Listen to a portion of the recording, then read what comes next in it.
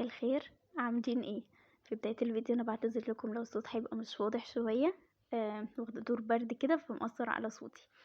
النهاردة بقى هنعمل مع بعض صينية بطاطس بالصدق بطريقة حلوة قوي ولذيذة قوي، وهنعمل معاه كمان رز بالقرنفل والحبهان.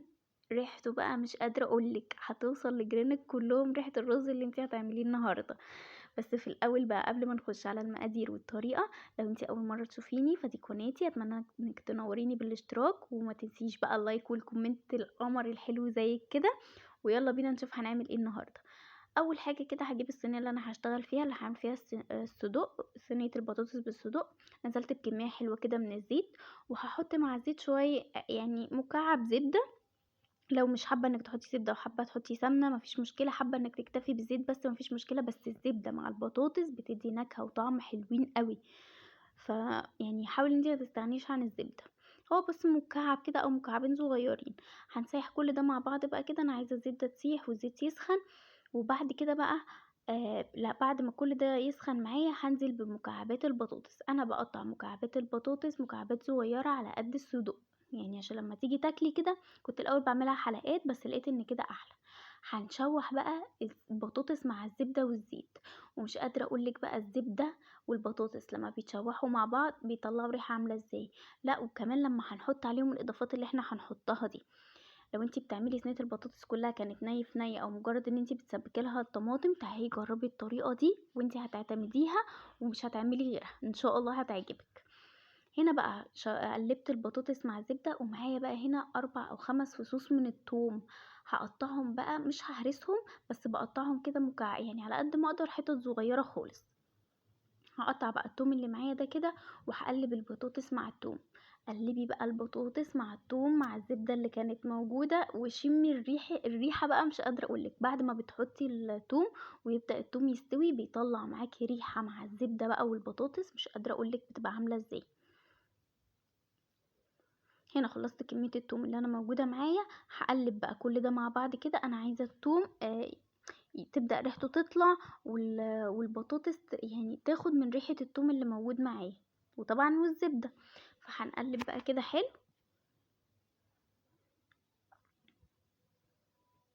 وبعد كده معايا بصلاية كده متوسطة، مش كبيرة قوي ومش صغيرة قوي.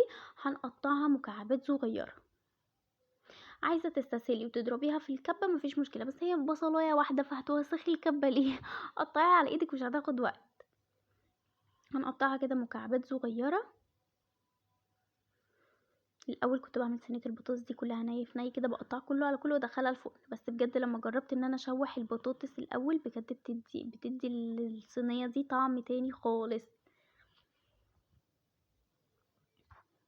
كده قطعت البصلايه بقى اللي معايا. انا مش عايزه البصلايه اللي معايا تحمر ولا اي حاجه، انا مجرد ان انا عايزه البصلايه اللي احنا قطعناها دي تبقى شفافه كده. مش عايزه اديها اي لون غير ان هي تبقى شفافه، زي بالظبط البصل اللي بنعمله للعصاج. انا عايزه البصله تبقى كده برضو. هنقلب بقى كله مع بعضه كده لحد ما البصله اللي معايا تبقى شفافه. وهنا بقلب براحتي، قلبي ما تخافيش. البطاطس هنا هي يا دوبك بتتشوح، فهي مش هتتهرى ومش هيحصل لها اي حاجه. هي لسه جامده. مجرد كل ده احنا بنديها بس يعني طعم حلو. حطيتي اللايك ولا لسه؟ لو انتي وصلتي للجزء ده للفيديو لسه ما حطيتيش اللايك ما تنسيش تحطي اللايك، ولو انتي لسه ما اشتركتيش معايا ما تنسيش تنوريني بالاشتراك. وبعدين هنا معايا فلفل رومي، ده بارد، فلفل رومي بارد او الكوبي. مقطعه حتت صغيره كده، فلفلايه واحده. لو انتي بقى بتحبي الاكل حامي بس ما يفضلش يعني عشان رمضان والصيام وده بيبقى اكل فطار. لو انتي بقى عادي بالنسبه لك حطي بقى ايه فلفل حامي بدل الفلفل الرومي. ومعايا بقى هنا الصدق مقطعاه مكعبات مش مكعبات، شرايح كده على قد البطاطسايه. وهقلب كل ده كده مع بعضه بقى. هديله كده تقلبتين، مجرد بس ان الصدق كمان ياخد ايه من التشويحة الحاجات اللي احنا حاطينها، البصل والثوم والزبدة والفلفل.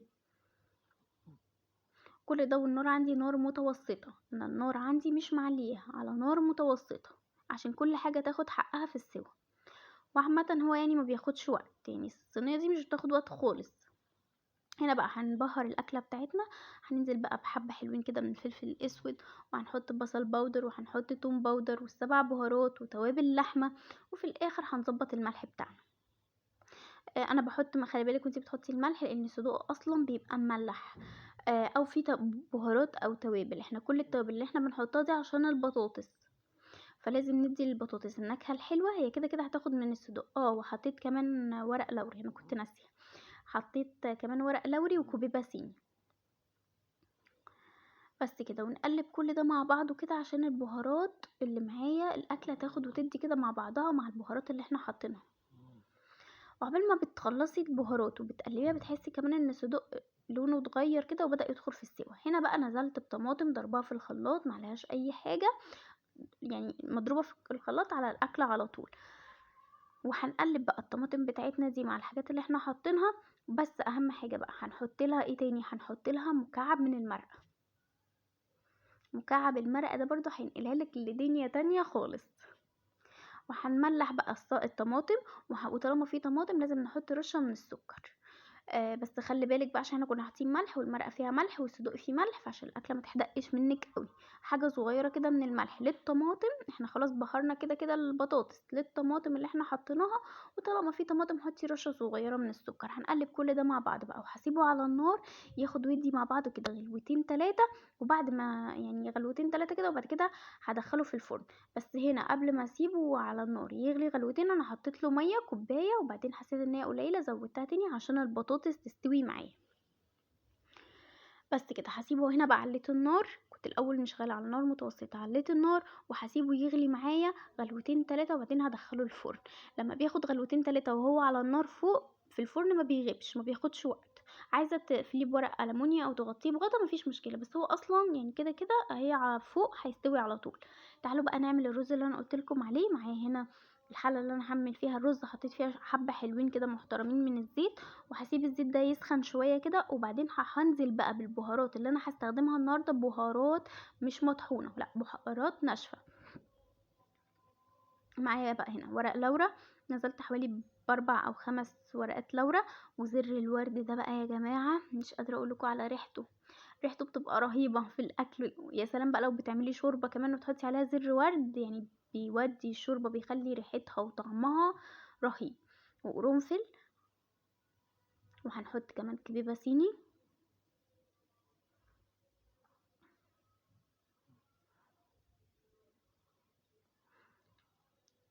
وحبهان. يبقى حطينا ورق لورا، زر ورد، كبيبه صيني، وحبهان، وقرنفل. هنقلب بقى كل الحاجات اللي احنا حطيناها دي. وفي ليمو كمان، انا هجيب اكيد ليمو دلوقتي، اهو واحدة ليمو كده من الليمو المجفف ده. وهنقلب الحاجات دي كلها مع بعض كده لحد ما ريحتها تطلع. هنا بقى عايزه اقولك بقى، في الحته دي بقى هتشمي بجد ريحه رهيبه، مش قادره اوصفلك. الحاجات يا جماعه يعني اللي هي بتبقى سليمه بتبقى ريحتها اقوى بكتير قوي بجد من البهارات اللي بتبقى مطحونه. هنديها بقى تقلبتين كده لحد ما تبدأ ريحتها تطلع. انا عايزة اشم ريحتها. هنا البطاطس كان بصوا اخدت هي غلوتين.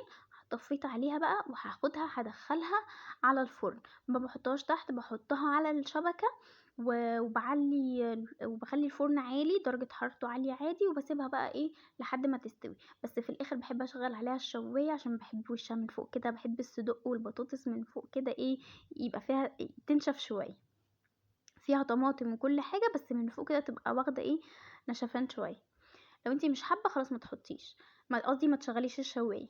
هنا بقى بعد ما البهارات معايا ريحتها طلعت، كنت غاسله رز بقى ومصفينه من الميه، هننزله بقى على البهارات دي. وهنقلب بقى كل ده مع بعضه كده. انا عايزه الرز يتشوح حلو قوي في الزيت والبهارات اللي احنا حاطينها. بجد جربي الرز كده، طعمه حلو قوي قوي قوي قوي بجد، وريحته مش قادره اوصفلك ريحته بتبقى عامله ازاي. هنشوحه بقى حلو قوي كده، وبعد كده بقى هنملحه. هنحط الملح على قد الكميه، يعني انا هنا دول كوبايتين ونص رز تقريبا، حطيت عليهم معلقتين ونص من الملح. بس كده. وبعدين هندي كام تقليبه كده عشان الملح اللي احنا حطيناه، ونتاكد ان الرزايه خلاص يعني كل رزايه كده مسكت في الزيت والبهارات اللي احنا حطيناها. وبعد كده هنا بقى ببقى غاليه ميه معايا، بحب قوي لما احط ميه الرز تبقى ميه مغليه، ما بعرفش اعملها بميه من الحنفيه. هننزل بقى بميه سخنه نغطي بيها الرز. يعني باغطي الرز كده بمقام عقلة او عقلتين على حسب نوع الرز، في ساعات نوع رز بياخد ميه كتير وفي ساعات نوع رز ما بيحتاجش ميه كتير، فيعني بعملها كده بالوام. كنت الاول بعاير بصراحه، بس خلاص ما بنسى، الانواع بقت كتيره وكل مره بشتري نوع شكل، فاللي هو ما خلاص مش بعرف، فبقيت بحط كده بالوام. الاول سبته بقى على نار عاليه لحد ما تشرب اهو الميه بتاعته، بعد كده ههدي عليه النار وهغطيه وههدي النار. هنا بقى بصي صينيه البطاطس بالصدق كانت طلعت من الفرن. بصي بقى مش قادره اقولك عامله ازاي. بصي فيها صلصه بس انا منشفه وشها كده. وبصي البطاطس دايبه دايبه وشاربه من البهارات واخده من الصدوق، وبجد رهيبه. جربي بقى طريقتي دي وان شاء الله تعجبك. تعالوا بقى نحطها على جنب كده، وتعالوا نشوف الرز اللي احنا عملناه بقى، اللي ريحته مش قادره اوصفلك عليها. اول ما بتشيلي الغطا كده بتشمي ريحه رهيبه، مفلفل وريحته رهيبه. بجد جربي الرز ده هيعجبك قوي. ويا رب بقى وصفه النهارده تكون عجبتك، ولو عجبتك ما تنسيش في اللايك والاشتراك في القناه.